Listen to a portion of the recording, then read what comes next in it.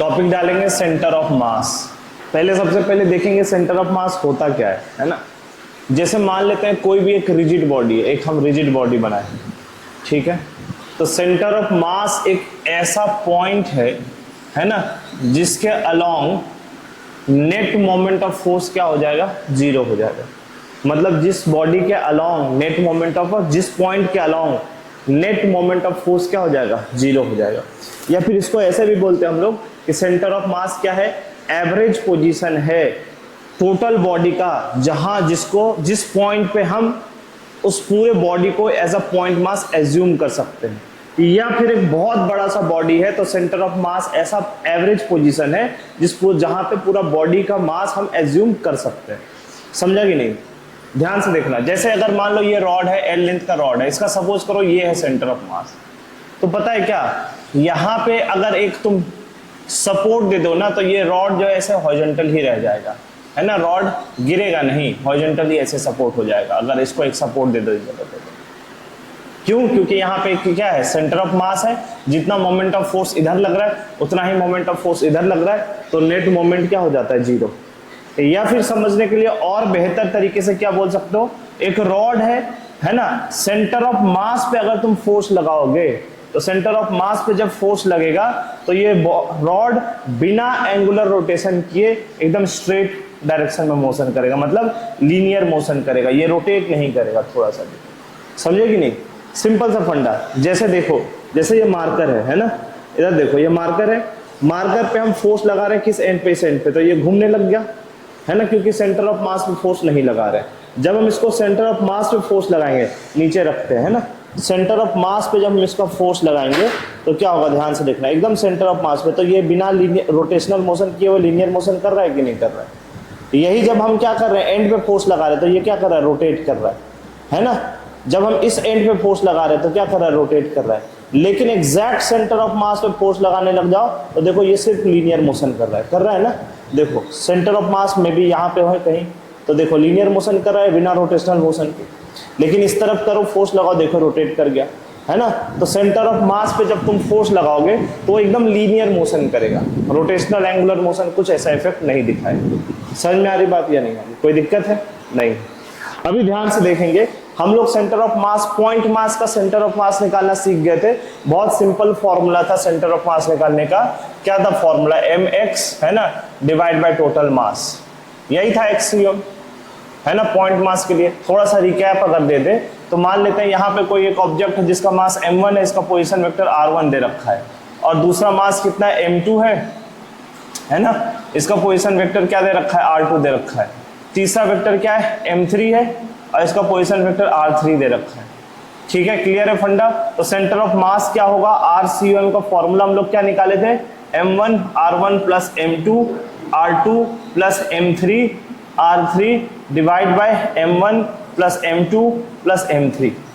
अब तुम लोग ये सोच सकते हो कि सडनली हम लोग सेंटर ऑफ मास क्यों पढ़ने लग गए।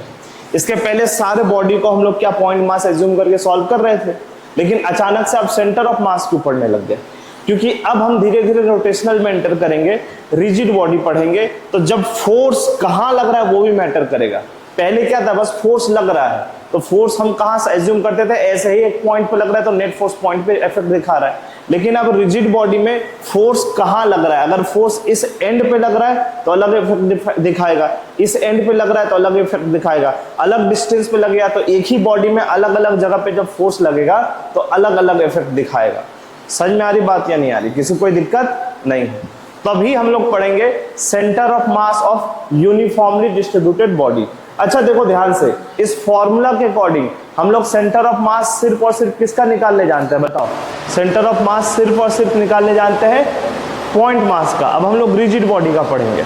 रिजिड मतलब यूनिफॉर्मली डिस्ट्रीब्यूटेड मास, उसके बाद नॉन यूनिफॉर्मली डिस्ट्रीब्यूटेड मास भी पढ़ लेंगे।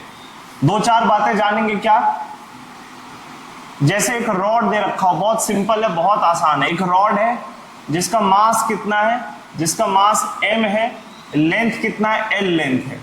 इसका सेंटर ऑफ मास निकालना है अपने को, ये दे रखे हैं ओरिजिन। तो इसका सेंटर ऑफ मास का पोजीशन क्या होगा, ध्यान से देखना। हमको तो फॉर्मूला सिर्फ और सिर्फ पॉइंट मास का सेंटर ऑफ मास निकालने आता है। एक सिस्टम में बहुत सारे पॉइंट मास हो, उसका सेंटर ऑफ मास बहुत आसानी से निकाल सकते हैं हम लोग। लेकिन एक रिजिड बॉडी का, एक यूनिफॉर्मली डिस्ट्रीब्यूटेड बॉडी का अगर सेंटर ऑफ मास निकालना हो तो कैसे निकालेंगे?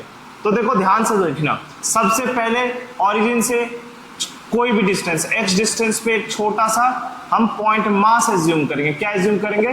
पॉइंट मास, जिसका मास कितना है? dm। तो ध्यान से देखना, इस रॉड का लेंथ l दे देते हैं, l लेंथ का रॉड है, उसका मास कितना है? m मास है।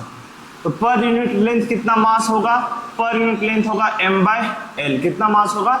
m/l। इस छोटे से पॉइंट डिस्टेंस जिसका थिकनेस कितना ले रखे हैं? dx ले रखे हैं, dx का मास कितना होगा? तो dm इक्वल्स टू क्या कर देंगे? m/l into dx। किसी कोई दिक्कत नहीं है।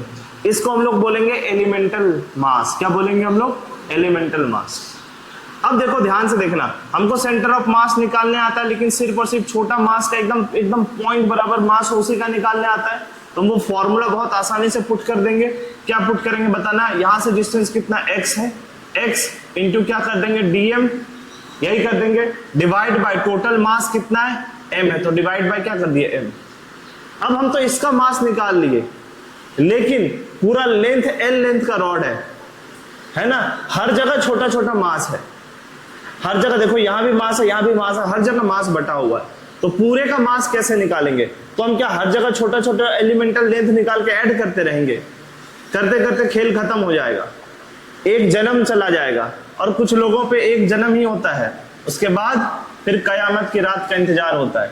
तो हम लोग क्या करेंगे बताना? इसको इंटीग्रेट करेंगे। कहां से कहां तक इंटीग्रेट करेंगे? 0 से l तक इंटीग्रेट करेंगे। तो dm का वैल्यू क्या करेंगे बताना? dm का वैल्यू क्या पुट करेंगे? m/l into dx divide by m। Integrate करेंगे 0 से l तक। अच्छा देखो, इंटीग्रेट करेंगे तो क्या होगा? m/l by m। x का इंटीग्रेशन क्या होगा बताना? x²/2। अच्छा m कैंसिल आउट कर देते हैं, क्या हो गया? इधर कर देते हैं, क्या हो गया बताना? x3m का वैल्यू हो जाएगा 1/l x²/2, lower limit 0, upper limit l। तो कितना हो जाएगा? 1/2l l² - 0 हो जाएगा। इसको सॉल्व करेंगे तो कितना आ जाएगा? l²/2l, l कैंसिल, तो सेंटर ऑफ मास का पोजीशन क्या हो जाएगा? l/2। मतलब ये जो रॉड है इसका सेंटर ऑफ मास कहां लाई करेगा? एकदम सेंटर पे लाई करेगा। कहां लाई करेगा बताना? सेंटर पे, l/2 पे। क्लियर है फंडा? किसी कोई दिक्कत नहीं है? ये यूनिफॉर्मली डिस्ट्रीब्यूटेड बॉडी के लिए था, ठीक है? ये सब नोट कर चुके होंगे, अब नॉन यूनिफॉर्मली देखेंगे।